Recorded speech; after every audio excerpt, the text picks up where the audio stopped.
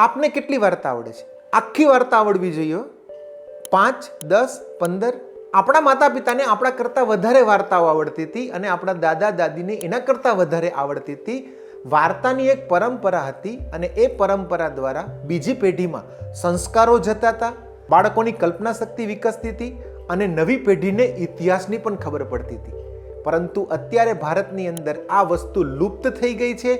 એ પરંપરાને જીવિત કરવા માટે અમારી ટીમે પંચતંત્ર, હિતોપદેશ, તેનાલી રામન, અકબર બિરબલ જેટલી પણ પરંપરાની વાર્તાઓ હતી એ બધીમાંથી સંશોધન કરીને 156 વાર્તાઓ પસંદ કરી અને એ દરેક વાર્તાના 6 ચિત્ર બનાવ્યા. હવે આ વાર્તા જો તમે તમારા બાળકોને કહો છો તો એની કલ્પના શક્તિ વિકસે છે, બાળકોને સંસ્કાર મળે છે અને તમારા સાથેનું બોન્ડિંગ અદ્ભુત થાય છે. એટલું જ નહીં પણ બાળકનું પ્રેઝન્ટેશન પણ સારું થાય છે. અને વધારે તો અમે એક વાર્તાને 25 રીતે રજૂ કરવાની પદ્ધતિ પણ વિકસાવી છે.